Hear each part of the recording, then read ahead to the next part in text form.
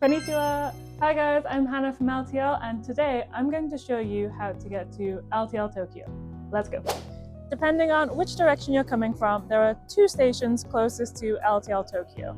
The first one is Kanda Station and the other one is Akihabara Station. Now we'd recommend that you come into Akihabara Station because it's about 6 minutes walk from the school and just 2 stops away from Tokyo Station, so nice and easy to get to. And once you're here, you'll want to head out through the Electric Town South exit. Okay, let's go to school.